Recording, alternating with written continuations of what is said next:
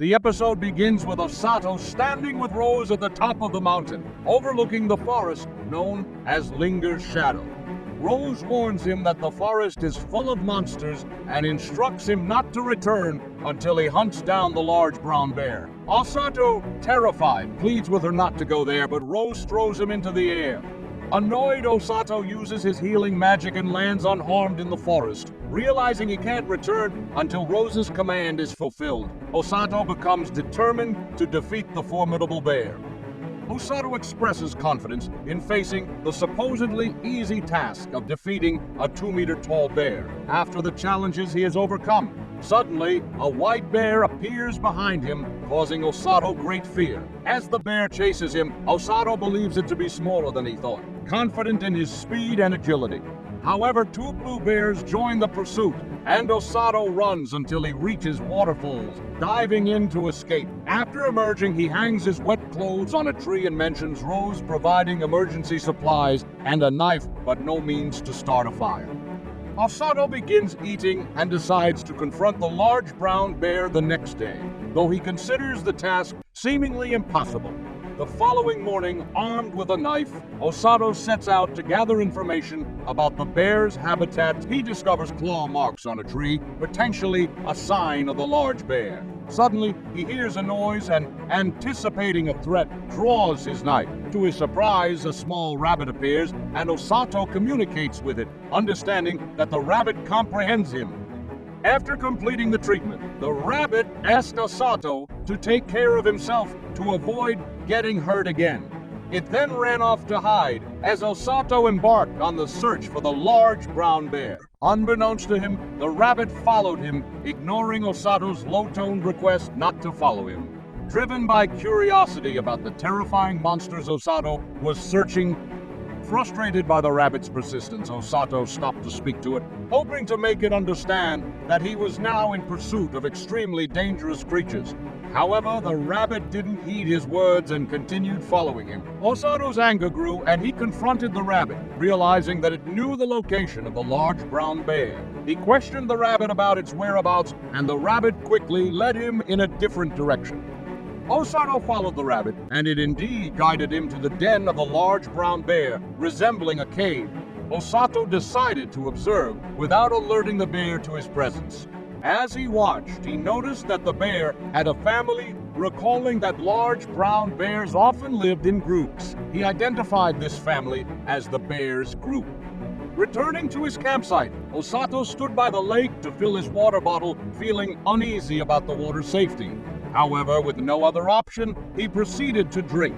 At that moment, the rabbit appeared again, surprising Usato, who thought it had left. The rabbit climbed onto his shoulder, and Usato informed it that it could leave, as he was only watching the bear, and nothing unusual was happening. After some time, Usato felt the charm of the blue bear cubs and the adorable black rabbit. Later, he found himself lying on the ground, experiencing severe stomach pain from the water he drank. Attempting to use his healing powers on himself, Usato realized it had no effect, suspecting poisoning. He needed to find a way to recover and was relieved when the rabbit approached, offering some comfort to Usato in his distress. In the following day, as Usato started feeling better, he followed the rabbit to another lake. Delighted to find exceptionally pure water in this lake, Usato expressed his gratitude to the rabbit. However, when he looked at the rabbit, he noticed its fear of... Suddenly, the rabbit climbed a tree, trembling. Usato, sensing movement, followed the rabbit and felt that there was something approaching. To his surprise, a massive snake slithered under the tree, instilling fear in Usato, who had never read about such a creature. However, he sensed the danger it posed, thirsting for blood from every inch of his body, making it better to keep a safe distance. 4 days passed since Usato first encountered the gigantic snake, but the uneasy feeling inside him lingered. Despite this, he continued observing the large brown bear, noting that its behavior remained unchanged. Unable to return home without defeating the bear, Usato decided to stay with the rabbit until winter ended. The next morning, as the rain ceased, Usato rushed towards the bear, determined to defeat it. Unfazed by the presence of other monsters, he was resolute in his mission. Usato was surprised by the sight of the creatures and felt deep sorrow for them, questioning what had exactly happened. Worried about Rose discovering that he allowed something to steal his prey, he realized the marks were from the giant snake. It became evident that the snake didn't kill for food, but rather for pleasure or in combat. As Usato approached, a small creature, possibly the offspring of the snake, emerged and went to its deceased mother, crying. Usato felt sympathy for the creature, expressing his hatred for losing to Rose and having his prey stolen. He vowed to avenge them and then shifted to Usato's friends, who were surprised to learn he had gone to the forest to train for the past 10 days. Kazuki commented on how it had been a long time for him, and the man informed him that the leader decides everything, so they don't know what's going on. Seven Eye then spoke to Kazuki, mentioning that he tends to get emotional when it comes to Usato. He questioned her, asking if she wasn't worried about him too. She replied affirmatively, expressing her trust in Usato's ability to return in good health. Later we see Usato training alone, doing everything on his own. He asks the rabbit to take him to the snake, saying, "Show me the way." Usato follows the rabbit everywhere until he finally reaches the snake. He is initially scared, but realizes that nothing is scarier than Rose. Usato attacks the snake with a stick, jabbing it into its eye. However, the snake slithers away, seemingly unaffected. Usato quickly recovers and decides to attack the snake from its blind spot on the right side. The snake retaliates, biting Usato's hands, but he fights back with a knife. Although tired, Usato remarks that the venom hasn't affected. He plans to attack the snake from the inside out, acknowledging that he learned how to endure pain from his stomachache experience. The battle continues, with Usato running towards the snake. In a surprising turn, the small creature, possibly the snake's offspring, intervenes and holds Usato back. Usato, standing on the snake, questions if it thinks that's enough to get rid of him and delivers a powerful blow that ultimately, barely believing it himself, Usato expresses his exhaustion. The little bear wakes him up, informing him that it avenged him and wants to heal his wounds. Usato, feeling weak, thanks the little bear and expresses his desire to heal the poison. Suddenly, the giant snake wakes up again, shocking Usato, who can no longer move. The little bear tries to help, but Usato tells it to stop and run away. The snake launches another attack on Usato, and as he lies there, he thinks about his friends, Kazuki and Seven Eye. Then Usato recalls Rose and exclaims loudly, "Damn you, Rose, you barbarian! Violent woman ghoul!" Suddenly Rose appears at the right moment and eliminates the giant snake.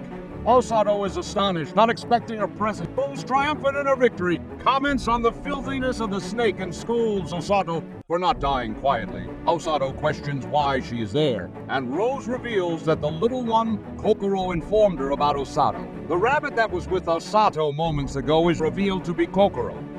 Usato is surprised by this revelation, and Rose explains that Kokoro was sent to keep an eye on him. Rose mocks Usato for being naive and falling for Kokoro's act, but she also admits that she didn't expect the appearance of the monstrous snake. Usato then expresses his frustration, shouting at Rose for not intervening sooner.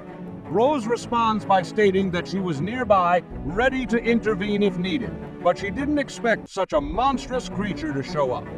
Usato then questions Rose about the nature of the monster. Rose reveals that it was brought by the Demon King's army during their recent invasion. She speculates that it may have escaped to this forest. Usato is surprised by the fact that the fearsome bear he just defeated was powerful enough to resist an entire elite force from the Demon King's army. He tells Rose that he intended to fight something stronger to gain experience, but didn't. Usato expresses his annoyance, telling Rose that he wanted to fight something strong from the beginning. Rose explains that her goal was for Usato to gain experience by facing something much stronger than him. However, she acknowledges that things have become more interesting with Usato involved. Usato, frustrated, tells her that he almost died, and then the blue bear stands in front of Rose, extremely angry with her for what she did. Usato is surprised that the little bear is now defending him. Usato vents his frustration, yelling at Rose, calling her a troublemaker and a violent woman. Rose, unbothered, explains that the little bear is just a cub who lost its parents and is now on its own. Usato comforts the bear, and they play together, bringing joy to both of them. Rose remarks that Usato is quite similar to her, much more than she initially thought.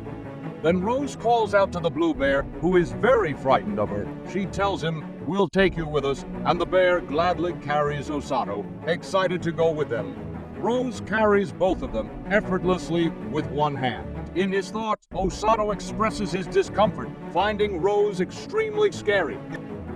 Rose asks Usato casually, "By the way, what did you call me earlier? Barbarian, violent woman, and ghoul." Usato is shocked by her words, and Rose gives him a sinister look, saying, "Don't think you'll be sleeping tonight." The bear and Usato are both terrified of her. Rose continues, saying, "Anyway, I succeeded this time, and with flying colors.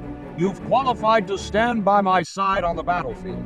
You haven't mastered the basics yet, but you possess the necessary elements, the ability to endure pain, physical strength, and a strong mental state. The other two healers won't achieve this privilege. You should be proud. We might succeed at the right time because the Demon King's army is planning to attack from another side." Meanwhile, in another scene, we see the ruler updating the Third Army's commander, Amelia Vergreet, about the preparations for invading the Linga Kingdom. She informs him that everything is going smoothly, and their units are ready for battle. They will begin their advance soon. The connection between this ruler and the Demon King's army and their exact intentions remains to be revealed. Stay tuned for the next episode, and don't forget to subscribe and hit the notification bell for all the latest updates.